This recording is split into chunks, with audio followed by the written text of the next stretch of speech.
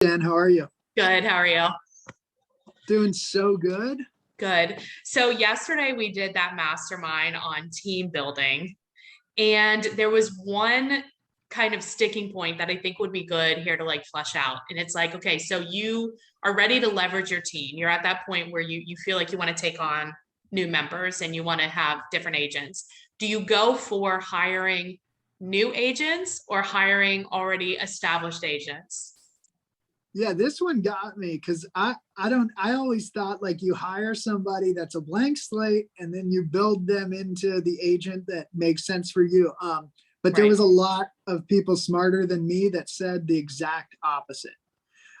So they said hire an agent that's doing deals and help them to triple their deals.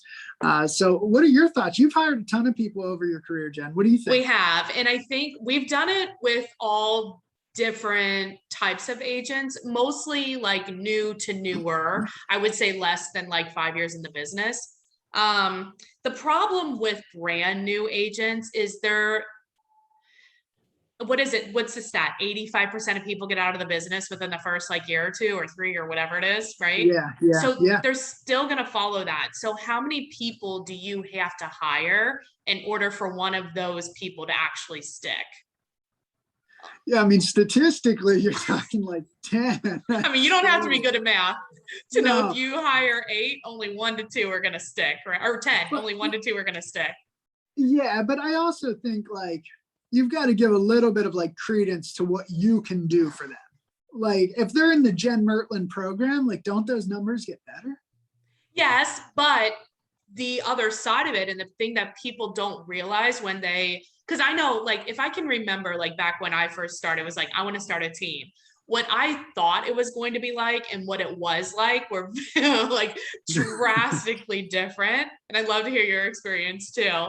But it's like, it's the drain is on the resources, right? So I'm the main Yes. lead Yeah. generator. I know by myself, I can do 185 deal or 185, 85 deals a year. 185 is a lot, but I can do Yeah. 85 deals a year. I was doing it for a lot of years by myself, but literally in that schedule, there is zero room to train people. Like there's no Yes. room. So what are you going to give up? If you're going to train somebody, you're going to give up some production. And people are like, well, yeah, but you're training them to sell more, but they don't sell like you sell, right? I don't know. What's been your experience? Well, I think something that I've come to like believe is that you can't train motivation. So like, Preach. right? Like, Right. so that's a tough one where like you can train somebody wonderfully, but you can't train somebody to be motivated. Right. So I think that, yeah, you've got to go through a lot of like bad eggs to find somebody that is truly motivated. Right. And that's really what we're looking for. Like, I've got the motivation, but I don't know what to do. Yes, That's but like, and that's why it's been good which what people in the panel and stuff were saying yesterday, it's like, okay, well, if you hire somebody they made it past that mark, right? They made it yes, past that 2 or 3 year mark, and they do the work, but they're missing something, and that something that they're missing is what you as the leader can provide. So oftentimes what they will say is, I don't have enough leads. That's effing stupid. There's so many leads. You're not creative. So I don't want to hire somebody that says that, right? Even though a lot of teams are like, well, I can give you leads. It's trash leads. So like that's dumb. What they're missing is the coaching and the training and the structure and the accountability, right? yes, yes. And yeah, and I think we oftentimes think like, hey, we'll just give you the fish. You come Yeah. on my team, we'll give you the fish, but we have no desire to teach you how to fish. That is not Right. our job. And I would argue it's the exact opposite. Exactly. Yeah. Exactly. I think like, so if you're hiring somebody that does on average, I would say 5 to 15 deals a year, and they are the type of person that they're realizing, because this is a lot of people don't realize how lonely being a real estate agent is until like you become one. And then you're like, oh, I thought I would be around people all the time, like Yes. showing houses or listing houses or my colleagues. And you're not, like, you're just Right. not around them. Like, even if you have an office, nobody's there. Right. you know This is a fact. This is a fact. Yeah, it's so lonely. And so there are people like you and I that are team people. These are the people that played team sports. They didn't play tennis, they played basketball. You know what I mean? Yes. Like they Yes. loved going to parties, they love being around people, they're social, but not too high of an eye. You're too high of an eye. I'm a No, I'm little just high. Yeah.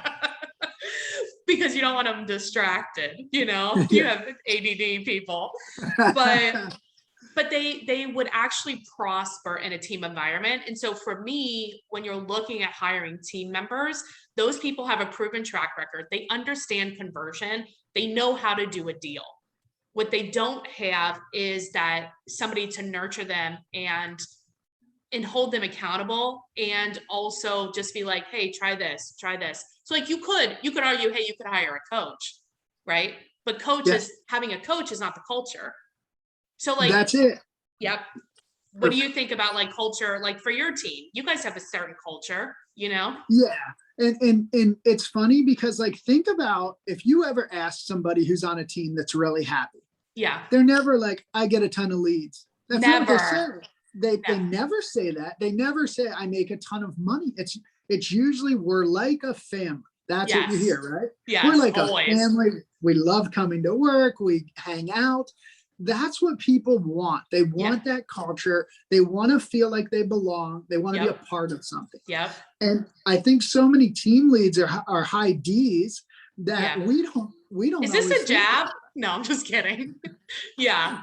But like so many team leads don't think that way. They're like, Yeah. they want leads, they want to make more money. No. They really want culture. Well, if they wanted to And make more money, they would stay in real estate. But what people do instead of staying in real estate is they go and find a job that pays hardly anything compared to what they would make in real estate. So it's never about the money, ever. no, they go Ever. bartend, because they want culture. They want to Right. be around people. That's what they want. And Yeah. like, and that's the cool thing. Like, if we can realize that and think like, hey, am I giving these people something to be a part of, something bigger? Yeah. That's what they want. And I think that's where we can really like change the game, where we've got to get out of our own heads for what drives us, because what drives the team lead oftentimes is not what drives the team member.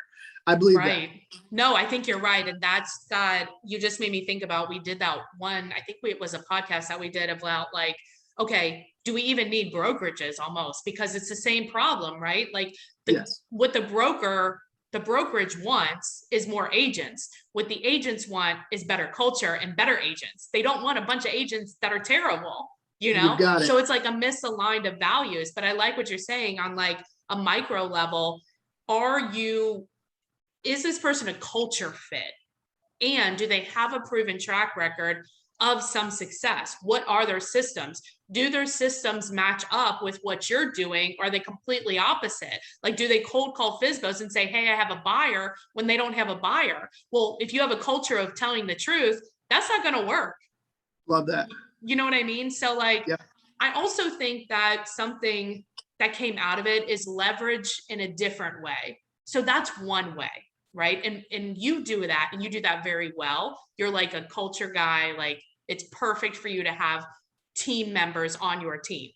For me, it doesn't work.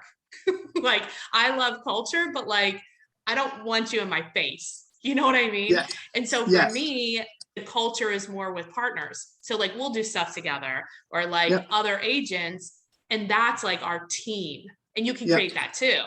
So how do you know if you're a person more like you or a person more like me? And when you're trying to think about how am I going to leverage my business? Yeah, I think a big piece of the puzzle is like, look at your life and look how spread out you are. So like, I'm somebody that like really likes a tight core. Like, Yeah, I you love love that. it. I do, like, and I count on my core. Like, I don't have 1,000 friends, but I've got like 7 that I really stick with. Right. Where you're somebody that has so many friends across the Right. board. Like, you could go Yes. to Atlanta and hang out with 25 people. Right. Well, yeah. Like, yeah, I could. Can you? You're a partner person. But I think we can like learn a lot from ourselves. Just like look at our life and like Yeah. what makes sense, right? Right. And I think that if you build based on that, you're gonna find like people Yeah. that are like-minded. Exactly. But I think like I like this conversation because for me, I didn't realize there was another way. I thought I had to do it exactly like how you did it. And to your point, like I thought that you had to bring in new agents. But going to these masterminds, having these conversations, it's like, oh my God, there's so many ways that are working. What is Yeah. going to be best for me? And talking and having these conversations, it's like, okay, I align more with what TJ says if people are listening and they're like, okay, how does he do his business? And try it on and be like, can that work for me? Hey, TJ, can I come shadow you guys or whatever, right? Like all Yeah. of this Yeah. can happen and there's so many possibilities. I love it. Yeah, I do too. And don't be afraid to like admit that, hey, this isn't right for me. Like that's Right. okay. It's I okay. think sometimes we just like sit in our mess because like, well, we committed. Like, no, be different. That's Be awesome. different. I Yeah. love it. That's really good. Now, if people want to find out more about like maybe even being on your team or just more about how you do it. It's TJ, yeah, 513-379-2000. I'm glad to like answer questions, give you experience, the good, the bad, and the ugly. So please check in. A little too much truth, perhaps sometimes. Maybe. Yeah, we'll be honest. Whatever. Awesome. Well, thanks, TJ. Thanks, Jen. Talk soon. See ya.